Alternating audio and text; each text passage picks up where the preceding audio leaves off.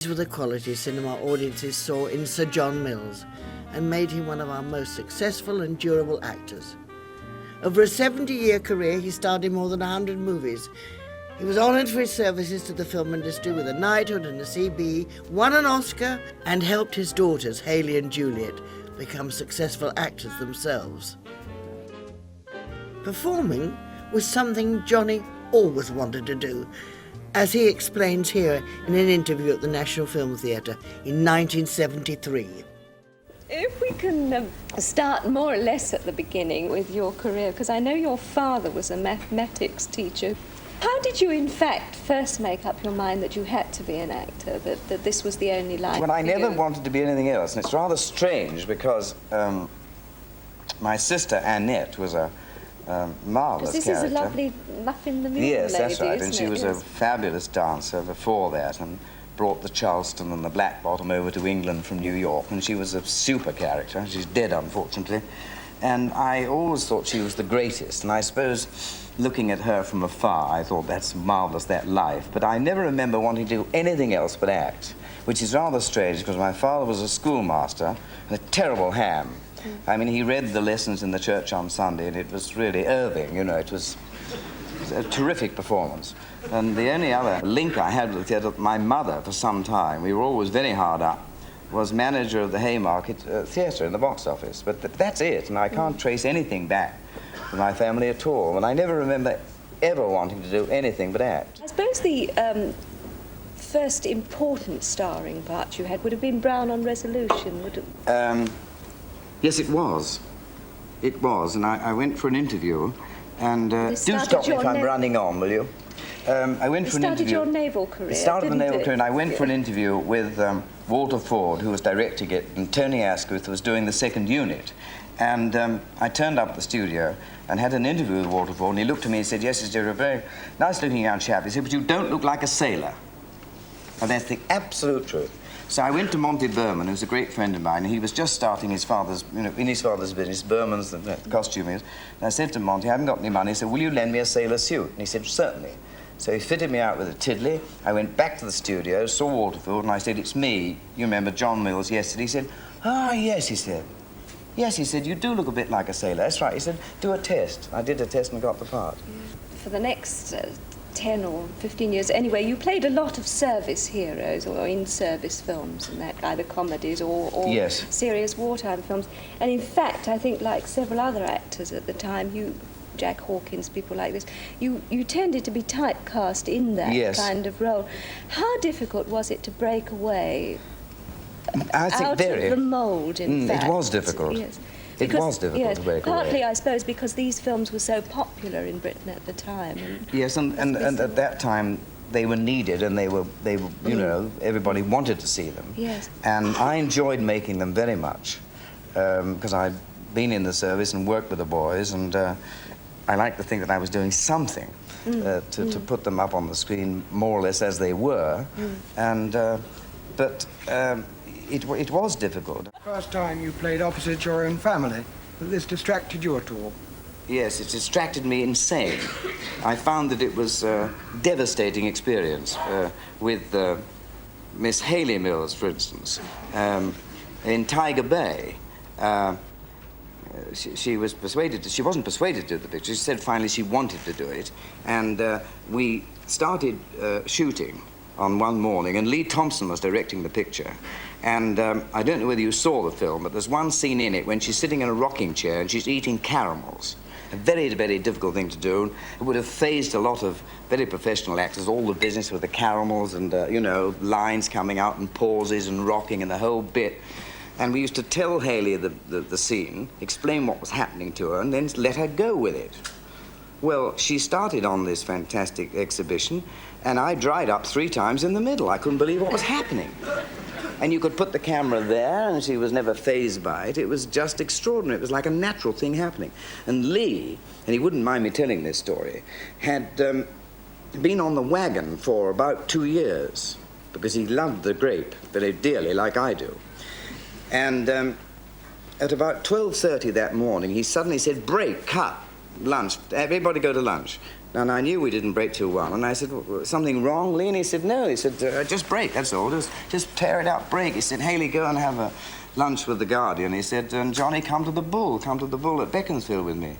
So we sat in dead silence in the car and drove to the Bull, walked to the bar, and he said to the barman, I want a bottle of Dom Perignon, please. So I thought, that's very strange. He hasn't had a drink for 2 years. He said, Dom Perignon, open it up, 2 glasses. He poured 2 glasses out, and he raised his glass and he said, this has been the most exciting morning of my entire career, and I'm going to drink the whole of this bottle and not have another drink till the picture's finished, and he did. When making films with your members of your family, do you prefer to act or direct? Well, I enjoyed directing Haley, I think, less than I enjoyed acting with her, because then I became very conscious of the fact that I had an enormous responsibility to her. Whereas when I was on the same level as an actor, I wasn't too concerned with it, but I would have sleepless nights wondering whether the emotional side, because she was my daughter, I was being tough enough and strict enough with her. So I didn't get the same enjoyment with her. I enjoyed the whole film more than anything I've ever done. And it's a great disappointment to me that I didn't pull it off commercially. I mean, it was a tremendous flop. I mean, really one of the big ones. I mean, you could have fired a shotgun in any Odeon and not hit an usher. And it was a pity because I think it was quite well done.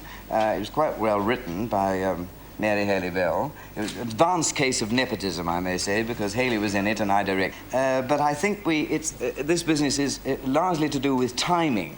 And we really mistimed this one, but great. We thought that the moment had come to present the world with a sweet love story, and they were waiting for bums and breasts. And we really hit the wrong moment. I mean, it was just not the right moment. I think really probably that was why it didn't succeed. I had the privilege of working with Johnny in 3 films. One was Ice Cold in Alex, directed by Lee Thompson, in which we had a slightly naughty scene where 3 buttons on my shirt came undone, and the subsequent photos became very famous. I had this tremendous romance, a big scene, didn't I, with Sylvia Sims. And think how scenes have changed. I mean, we were rolling about in the sand, and I think it was Lee Thompson said, you know, well, it's a good scene, quite passionate scene. He said to Sylvia Sims, why don't you undo 2 buttons on your shirt, right? So he said, okay. So she undid them, and I think that didn't get through. I think it was too much. The 2 buttons were undone, and only about down to here. So it's changed slightly. If John had missed out on romantic roles, it made no difference to his astonishing success. Here he is on Parkinson in 1976, just after he received a knighthood from the Queen. You got used to people addressing you as Sir John? No, not really. I forget from time to time. I must say that I'm terribly thrilled about it. I've always been very, very keen on prizes. I remember a great moment when I won a toast rack for 100 yards under 40 in Norwich High School. And I thought that was terrific, but I think this is better. Yeah, you could be right. How young were you, John? Because you've been in the business an awful long time. Yes. How young were you when you were first fired with the urge to go on stage? Well, I think it's about 5 or 6. At about 5 or 6 years old, I suppose one of the greatest pieces of luck that I've had is that I never really wanted to do anything else. No. I've always wanted to be an actor. But in fact, you did something else, didn't you? I mean, you didn't go straight into... I mean, you had jobs before you... Yes, I did. Yes, I was in the corn merchant's office in Ipswich for 3 years, licking a few stamps. And then I dashed off to London with a fiver, and I got a job as a commercial traveller for the Sanitas company. Sanitas? Sanitas, yes. And I sold door to door. What did you sell door to door? Well, I sold various things, disinfectant and soap, and of course the big number was the toilet paper. And that I found rather difficult. I found the demonstrations were rather awkward, and it was their very big thing, and they wanted to sell a lot of this stuff. And I'd been on the road for about 3 months or so, and was doing very badly because in the afternoon I cheated. I took dancing lessons, and I worked very hard, and I didn't work very hard at the selling. And after about 3 months, the managing director called me up and said, look, this is not any good. He said, I mean, you've got to do better. Choose your best territory, where you think you can do your best work, and take a day and come back with some sales. So I went to Guildford, where I'd had a little success, but not much. And there was a pub there. Now, I dumped the case, because it's no good going in with a bag. And I had a bowler hat and an umbrella, and a case full of stuff. So I left that in the GN, which I paid £5.10 for, and went into the pub. And the boss was there, and I said, good morning. He said, good morning, sir, what would you like? And I said, what would you like? And he said, half a bitter. And I said, thank God, I had about 2 shillings in my pocket. So we had half a bitter, and we chatted up, and he said, what do you do? So I took a deep breath, and I said, well, as a matter of fact, I'm a commercial traveller. He said, well, where's your bag? I said, well, it's outside in the coach. We'll go and get it. He said, bring it in. So I said, good. So I rushed in with the bag.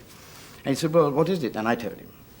And I demonstrated the sprays, and I demonstrated the soap, and I told him what he could tack up in the little room, and all that sort of thing. And then came the great moment with the paper. And I did my best. I mean, I really worked awfully hard at it, and explained as well as I could, you know. And he was fascinated by this. And I must have taken about 30 minutes of his time. And I said, now, sir, what do you think? And I produced the pad and the pencil ready for the audience. He said, well, he said, you know, young man, he said, I've had a lovely time, he said. I've had a fascinating affair. He said, I must disappoint you, though. I said, why? He said, well, he said, there are 36 pages in Daily Mail. And, of course, I could see, you know, the little squares cut up with a coal. Yes, I know what you mean. I once went into a toilet in a pub, and there's one piece of paper, and it had my name on it. It was a column from the Sunday Times. Right. Imagine that. Oh, absolutely true. One left. My God, it's a terrifying thing to ask any man to do that. Yeah. John, how did you become, in fact, though, a song and dance man? Because that's how you started. Not a lot of people would know that, I imagine. Well, I started off because it was my ambition to be a song and dance man. And my great hero was Fred Astaire and Bobby Howes. So I was determined to get into that area. And after I got the sack from the Sanchez Company, I went to a dancing academy opposite the Séjour, the Hippodrome, and learnt tap dancing. And with the idea of getting into the chorus. And at this, the academy, was a very voluptuous young blonde called Frances Day, who was quite a character. And we heard there was an audition for a show called The 5 O'Clock Girl at the Hippodrome. And I was going to give an audition, so was she. And I said, well, we'll just line up. She said, oh, no, that's no good. We've got to impress Mr. Gillespie, who owned the theatre. He said, I won't do an audition like that. I must go into a bill, a proper bill. He said, and there's a bill on New Cross Empire, and he owns that, and we will do an act together, a double act on the bill. So she managed this. I mean, how she did it, I don't know. I couldn't have done it, but eventually we turned up to New Cross Empire with this little act we worked out, singing a very nice boy and girl number. And we were waiting in the wings. I'd borrowed some tails and had a 5 and 9 pink makeup on, and Frances was on the other side of the stage. And the Nesbitt brothers were on. Now, that was a really rough house, the New Cross Empire. And I'm talking about 1929. Mm-hmm.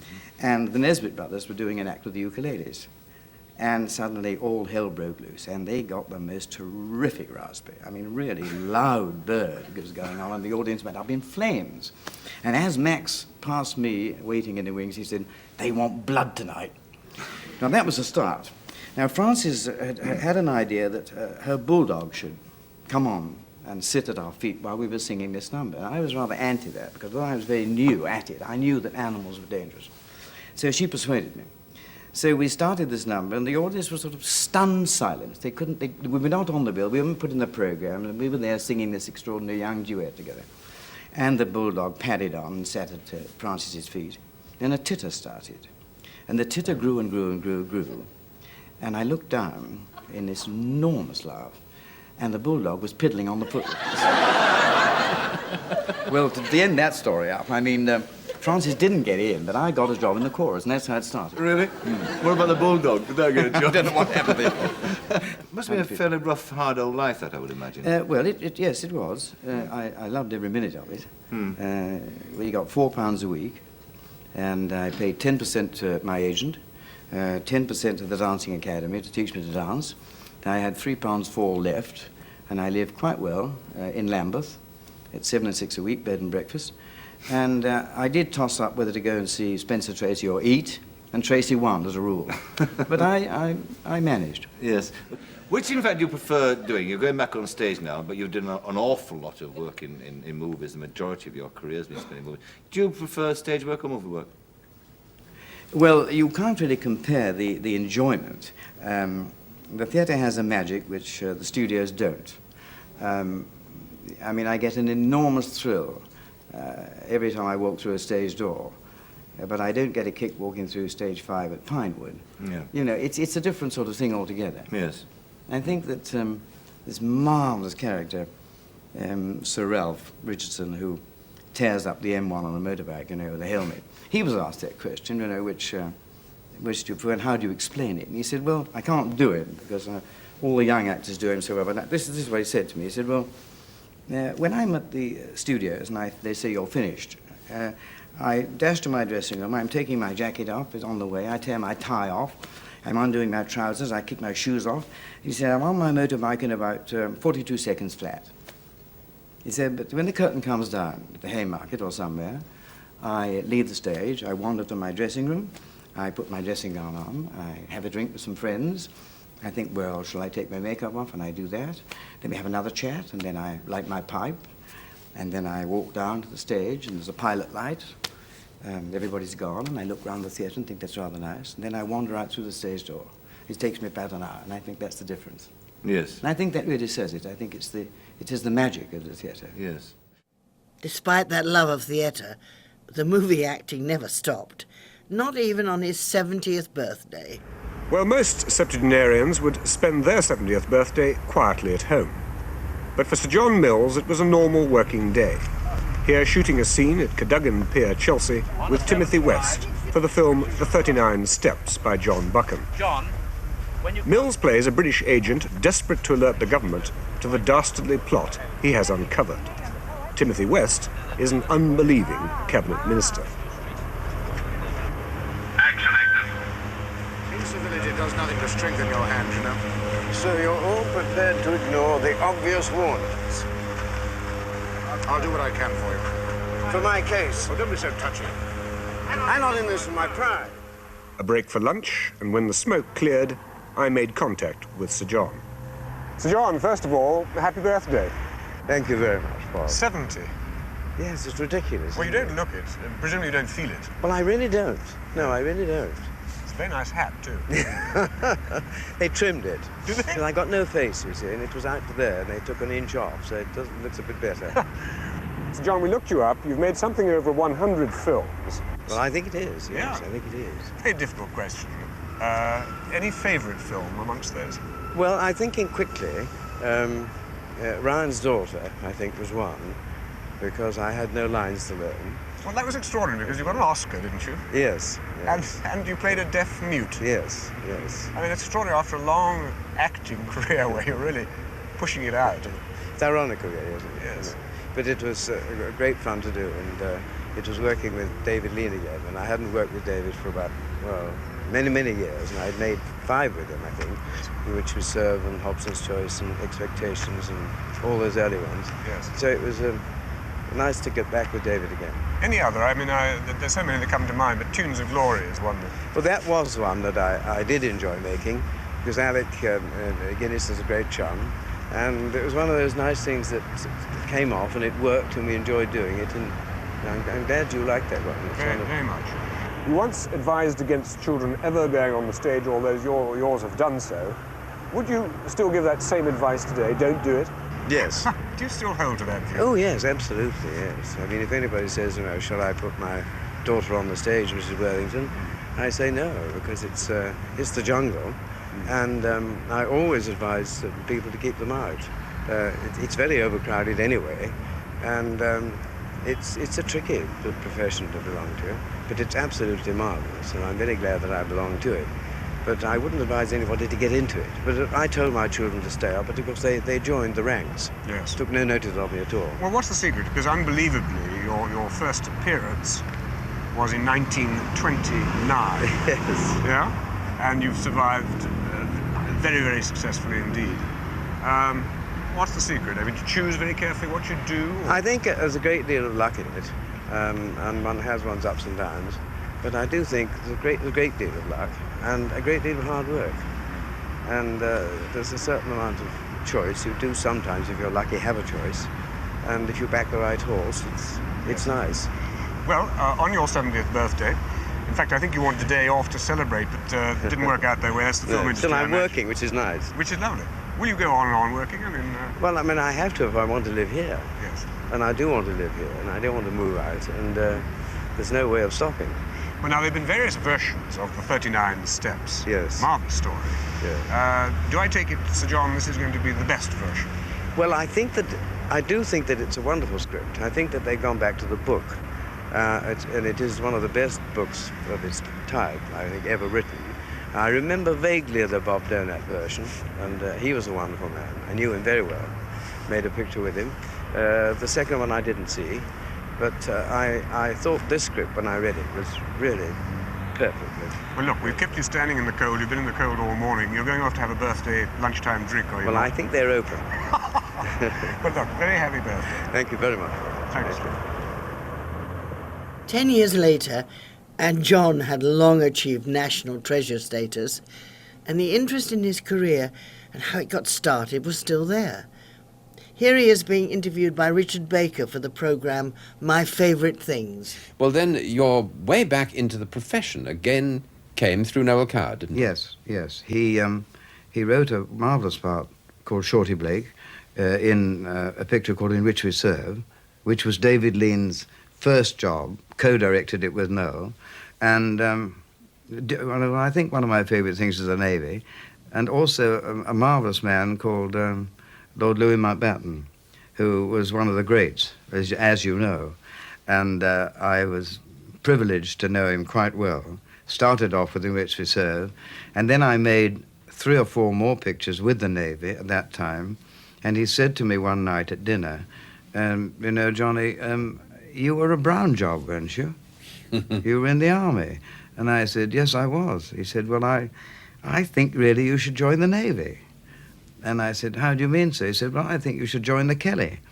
So, you know, the Kelly was the destroyer that his lovely, lovely ship, In Which We Serve, was about.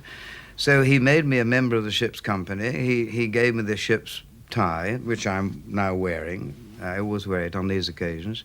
And I went to the reunion dinner every year, and he gave me a plaque with the Kelly crest on it, which I have on the door of the loo, because the motto is "Keep On." So I thought that was quite appropriate. And so that was a marvellous experience for me. But after the war, you did go back. Yes, I did. I did, because Mary, my wife, wrote a marvellous play for me called Men in Shadow, which got me back into the theatre. And then she wrote another one, which was an enormous hit, which another very famous man actually played my part. And I found this out this morning. His name is Richard Baker. It was a long time ago in a rep in Wales and of no very great consequence, I Good must part, say. though, wasn't it? Oh, a jolly good part, So yes. that was nice. And we did have a very, very big success with it, and which was marvellous for Mary. So big that some of your friends couldn't even get in to see Well, it. yes, indeed. We were still fairly hard up, and we splashed out without knowing whether we had a hit or not, and took a suite at the Savoy. And we stayed there, and the notices came out that night, and we read them, and they were absolutely wonderful, rave notices. So we were there in the morning, having breakfast in bed, and looking out over the river, and the sun was shining, and everything was terrific. I was starring in her play and had co-directed it, and it was just marvellous. And the phone rang at about 11:30, and it was Larry Olivier. And he said, well, congratulations, smashing, you've done it, it's Mary's play, and you've acted in it, and I'm not working this afternoon. I'd like to come and see the matinee. I said, wonderful. So I rang the box office, and I said, it's John Mills, can I have 2 tickets for the matinee this afternoon? And they said no. I said, what do you mean, no? And I'm in the play. You know, John Mills, I want 2 seats for Mr., he was then Mr. Olivier. They said, I'm terribly sorry, if it was God, you couldn't get in. And I said, what do you mean? He said, we're sold out. And we were sold out the matinee after we opened. And I remember saying to Mary, well, you know, and here we are in the Savoy, in a suite. There's the sun, it's shining on the river.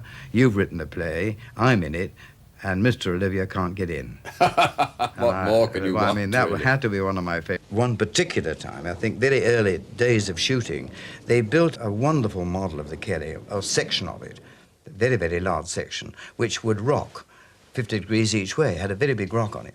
And the first day shooting, they'd engaged 100 extras and to do the scenes on deck, and at 11 o'clock they were all sick on stage 5 in Denham. It's absolutely true. And so Nell said, well, this won't do, you know, we can't have this. He rang up Lord Louis. Well, by the 3 o'clock in the afternoon, we had the real chaps down there, the real sailors. So we shot the scene again with the real chaps who weren't sick. And now the same subject with Alan Titchmarsh in 1994. The scenes I remember that stick in my mind, Fred, of you all swimming around in this hideous tank of what looks almost like black oil. That can't have been fun. Well, it was a ghastly tank. I mean, it was an enormous tank at Denham Studios, and we've been filming in it for about 3 weeks. And they threw everything in, diesel oil, soot, mud, muck, tar. It was really horrific. And we've been filming in this thing for about 3 weeks. We were all standing, shivering, looking at it one morning, and Noel came out and said, what are you waiting for, chaps? Just get in. And he dived in, came up, covered in diesel oil, and said, dysentery in every... How did they get the gunshots there? Because there you were, which is obviously in a studio, but how the dickens did they get the machine gun fire on the top of the water? Being shot, well, that was a bit tricky, and of course it's a long time ago, and special effects weren't what they are today, and they didn't know what to do. And Noel said, well, we can't use live ammunition. He's only halfway through the film. So they got the property master to gun. This is absolutely true story. He went out into Denham, he went to a chemist, and he bought grosses of what we used to call in those days rather delicately French letters, brought them back to the studio, and the special effects got a long steel pipe, put it under the water about that far from the top, fitted these things on, one after another like that, blew in, compressed it, went like that, and they got the shot. And it really worked in life, so I'll go down to posterity as the only actor to be shot in the arm by contraceptive. It was a very good shot. Very good shot. But you did have a reputation in those days for not playing cardboard cutout servicemen. I mean, goodness me, you were in the Army, you were in the RAF, you were in the Navy, all on film. Yeah. But you played them with a certain kind of naturalness. I mean, did you feel a responsibility to servicemen rather than just playing them as sort of stiff upper lip? Yes, I did. Types? And I had been in the service, and there was a lot of talk about stiff upper lip at that time. And I thought, well, when I came out of the Army, the least I can do is to try and put them up there as best I could. And this stiff upper lip thing was a sort of old hat, rather tired thing that was used at the time. They were anything but stiff upper lip. I mean, an awful lot was going on inside them. And they were a marvellous lot. I worked with the submariners, all of them, tank boys, paratroopers, a lot. And that sort of acting was not easy to do. It was quite difficult. What about playing Michael in Ryan's Daughter, the part that brought you an Oscar, the part where you were barely recognisable? Yeah. Now, that was the most amazing role to watch, but I guess not the easiest role to get into. Well, no, I'm not a method actor. I never have been. But that's the one part that I couldn't get straight in front of the camera and start acting. It needed a bit of thought before, because he was a very slow thinker. One had to sort of start thinking slowly. And I was very lucky. I had a wonderful makeup man called Charlie Parker, and he put this terrific makeup on. It only took 16 minutes in the morning. It was just brilliant. I mean, it's a great pièce de résistance with the teeth, and he made these fantastic teeth which I clipped in. With the teeth won the Oscars, no doubt about that, no doubt. When you're playing a part like that, though, it is, I mean, had you studied people with disabilities? Yes, I had a great friend called Bernard Miles, Lord Miles, who knew a lot of doctors who had film of patients with brain damage on the left side, and I looked at a lot of this, and then I made up a composite picture of Michael was a sort of composite picture, and so at least what I was doing was true. I wasn't just sort of pulling faces. Did you think when you went into this part, this is a real corker? I mean, did your eye ever go faintly in the direction of an Oscar when you were doing it? Did you think this is pretty good stuff? Well, it didn't really. I enjoyed it thoroughly because I had no dialogue, and so I was always drinking Guinness in the pubs at night when the boys were learning their lines. It wasn't until about three-quarters of the way through, and David Lean suddenly said to me, "Nobby," Gummy called me Nobby, I don't know why, I said, "Have you ever had an Oscar?" And I said, "No." And of course, you know, 9 months later, I'm lucky enough to get it. 2 decades after that Oscar came Britain's highest acting honour, a BAFTA Fellowship, recognising John as a uniquely dominant figure in the history of British cinema.